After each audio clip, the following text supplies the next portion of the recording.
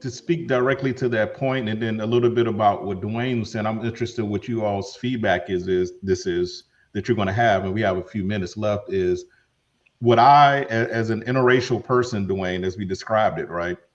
The Hmm. cultures are very different. Right. When the times I've been in Kenya and being with the people there, the women really are the leaders of the community.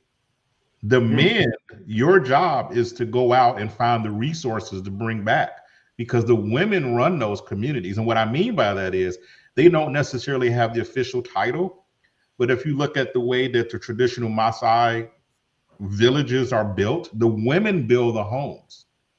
The men, you go out and you find food. That's your job. And the community that Moses is talking about, which is not far from his home, the women build the homes, these huts called bomas. They're the ones that take care of the livestock when it's there inside of that, in the circle of that property. They raise the children, they make the food. So when I saw them, it wasn't like American culture where the man is the head of the household, right? There, Hmm. just by the fact of how they actually operate and responsibilities they have, it's the women. Hmm. Because in that village of 28 homes, the men didn't live there. The men lived in different villages. The women lived in that village with the kids. They ran everything. But when the man showed up, when the elders would show up, they showed up to come talk to us, to pray for us. Again, it was like seeing the Pope. But anything related to that village, you go to the woman. Same thing in the Puerto Rican culture. And what I don't want this to turn into is that the women are stay-home women, they're just housewives. I'm not saying that. What I'm saying is in America, we've gotten away from that historical, cultural importance. With today, the women want to be bosses, right? The Hmm. men, we want to do whatever we want to do. That's so opposite of what the real culture is. Because even in Puerto Rico, the women run the households. My aunts, I can remember one of my aunts that actually had a job, right? And it was because their job at home, nurturing those kids, making sure they had proper education, making sure they were grounded, had morals, values, ethics, all of that. That was more important than them going out making a salary and contributing to a pot of money, right? In the United States, it's just not that way, right? Yeah. So that's an interesting thing. But what I would say is I mean, just for the next quick question is, in what does it look like when we embrace both our roots and our differences? And what's required of us as Black men and African men? So, what is our responsibility in all this? If we could just go around the horn, we could start with Lil Mike. What's our responsibility for keeping our identity as Black men and as Africans? And if you've never been to the continent, I think the first step would be go to the continent. But go ahead, Lil Mike. Hmm. Yeah, no, 100%. I think that's a great question because, kind of, piggybacking to what Dwayne said earlier is like taking the ego out of it. I think there has to be a collective ego that needs to be taken out of it, a generational ego, because I think the newest generation always thinks that they're going to do it better. When I think that it is on us to understand the past generations first, take the things that worked and maybe tweak the things that didn't work to keep things progressing. So I think that that's the one of the key things is to recognize the things that work, honor those things, and to continue those things going, and maybe tweak it to whatever it works for the time that you're growing up in. So that's one thing. The second thing is that I think that it is important to embrace going back to that Mecca or going back to the motherland to really share into those experiences. Like, it's one thing to hear Moses talk about, the tribes and, the way they do things, but to actually be there and to be able to feel that love of what he was saying, like, you guys are supposed to be here.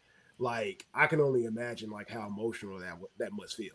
Like to hear another people say, you're supposed to be here when you live on a continent where others might say like you're not supposed to be here, and you're like, how are you gonna tell me I'm not supposed to be here? I was born here. Like that doesn't make any sense. But somewhere where you literally physically wasn't born, and somebody saying that you're supposed to be there, like that has to be like the craziest feeling in the world. So I think that is kind of like on us as well to kind of make that trip. I mean, we see other cultures do that. They have a right, literally a right to go and visit where their lineage is. I mean, it's funded, ironically, by certain things. So I think that we should have something in place for that as well.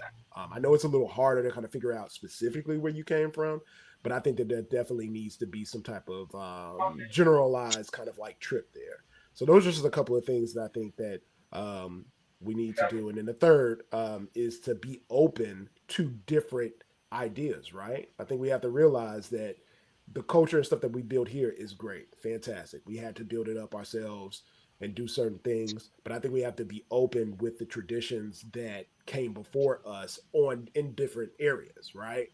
So like Tony, when you're talking about how the way the household may be ran now, I think a lot of people stand firm on that. They think the man should be the one that's running everything and everything. But I believe that you can learn from those other traditions, like you said in Puerto Rico and in Africa and stuff like that, where the women are actually, I mean, keep it real, the women are the leaders. We're the de facto leaders. They kind of, prop up our egos and make us think that we're running things. But if you want a happy house, you know how it is. So I think that, those are the things that we have to be open to make things progress. And there's tons of other things, but I'll yield and give it to someone else to go ahead and explain. No, that was great, little Mike. So the thing that I would say to that is you're exactly right. The last time we went, it was 15 of us. So we took my wife's son and myself. We took 12 other people. Mm. There was one white lady with us, one of my best friend's wife. The thing I can tell you is when they got there, when they got to the continent, and when we got to that village, and the first person they saw said, "Welcome home." Everybody, police officers, crying like babies. Mm-hmm. First time in my life I saw all of those people crying because when somebody says, "Welcome home," little Mike, that's exactly what Moses was referring to. So, Big Mike, what do you have to close out?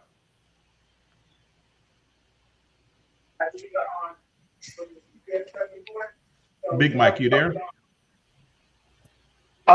Yeah, can you hear me? Because whatever reason, and I actually switched over network. Yeah, it's all good. Yeah. So real quick, long story short, I heard. I think I heard most of it. The one thing that I would say is based on kind of like what I heard from several is, we're talking about how do we, kind of maintain the culture and that kind of a thing.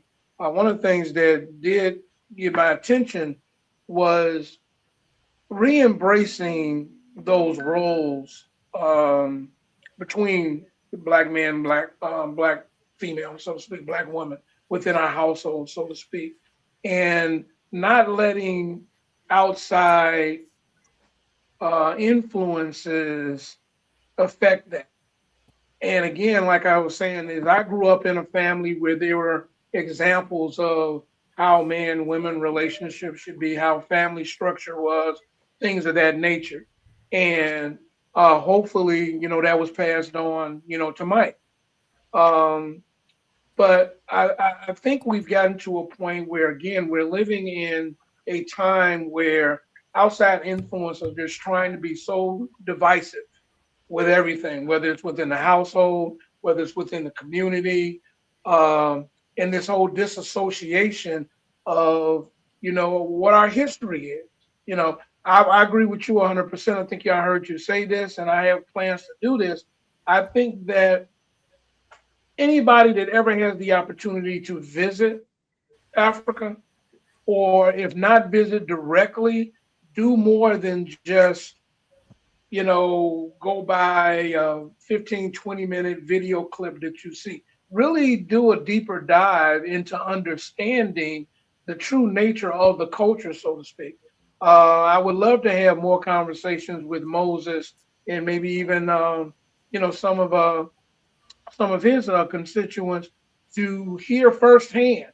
Because again, a lot of the information that we get now is so filtered And if we're getting it from social media, unfortunately, those that actually run social media, they control the information that eventually gets to the that rely on that for their information or for their exposure. And like I was saying early on, I had the benefit of getting a lot of information relative to our culture as close to the source as possible. You know, my grandfather, my great grandfather, and these were direct. This wasn't innuendo. This wasn't, rumor. This wasn't even in a textbook. This was coming from, quote unquote, the horse's mouth, and people that actually experienced certain things. And I think that has helped me understand and process things now maybe differently than those that maybe didn't have the benefit of that. So again, I would just encourage us as the elders to share those experiences. Um, Dwayne and myself, we're very, big on storytelling. Just tell the story, you know, and share those experiences so that others can at least hear it the way we heard it, or at least, kind of experience through us the way we experienced it, so to speak. Excellent. Don, what's your take on embracing and how do we continue to embrace being a black Yeah, man and an African? yeah. I think what both the mics have really touched on is really the central challenge that we face as Black people, and that is how to, you know, uh, preserve our cultural legacy in the midst of this ongoing and escalating bombardment of media and dominant culture and all I mean and it's over the past 50 years it's gotten so much worse. I mean, I guess worse, there's just so much of it that and we see the fruits of that, we see the results of that with these, this proliferation of unmarried, unhappy women. I mean, if we can characterize it like that, and so many of these, everything has just been exacerbated by it. So that challenge right now is really critical for us, and I don't have the answer except that each of us has to kind of each one teach one thing, and do what we can in our little lane to to ward off the all of that and come back to what we know is true, it's really a dilemma, but you know it's what we got. Our parents and forefathers, they had their own to deal with, and this is ours right now. Yeah. Thanks for that. So Dwayne, bring us home. We got about 2 minutes left. You're the anchor of this topic. Give us some wisdom. No pressure. No pressure. Let me just There you go. let me try to be really brief here. I don't think that anyone can argue that we are more disconnected, more fragile. Our connections are more fragile today than they have ever been as a community and as a society. Despite the enormous connective power of media and technology, people are still lonely. They're still disillusioned. They're unhappy. To just really kind of pull together what has been said previously by all these guys is we've got our challenge, as I see it. These tools can do good work. They can be used to connect us as opposed to disconnect us and heighten, let the algorithms heighten our angst in the world. We've got to find the ways, because honestly, with the exception of Mike Jr., we're coming to the end of the road here, bro, in terms of what we can really do to impact what's going on out here. We're on the downside of that slope. So we've got to be intentional about making these conversations intergenerational so that we can share whatever insights or wisdom that we have as elders with people, with Gen X, with millennials, to make sure that they understand that this has been a progressive decline, if that makes sense. I mean, this didn't just all happen all of a sudden. This has been happening slowly over time. As technology has improved, it seems to have made it worse, because I don't think we have figured out how to use it to make it better. It can be better. We can change the way we do things. We're not locked in. Nobody's forcing us to do anything for the most part. But when you talk about the culture and how we affect the culture in the future, we have got to take into account the realities of a technological society, the realities of, generation gaps that are significant, because we're not listening to each other. We're not talking to each other. We don't have the forums where we can come together and really try to have productive conversations that can result in some kind of action. But that action, I would say, Mike Jr., is going to really be you guys taking what we can help you fashion and figuring out how to help your kids and your grandkids, because we're kind of in the road on this thing. Yeah. Well, Dwayne, thank you for that. So Dwayne Cowles, the one and only, our elder statesman Don Jones, all your wisdom, Mike Brown Sr., Mike Brown Jr., and then of course Moses. Great conversation. Great conversation. I mean, there are 1,000 takeaways here. One of the things that I'm hearing a consistent theme is we have to wake up and be intentional about this. This is not a situation where it just happens. In community, you don't just keep score. I have a new job, I have a new car, I have a new house. And then you use that as a measuring stick, as a barometer to compare yourself to others in your community. A community means we all contribute, we add to the group so that the group is better off. A couple of other takeaways that I have is, besides the fact that I think a couple of the men are going to get together today and lobby their wives for more wives. I think that I saw a lot of smiles about that.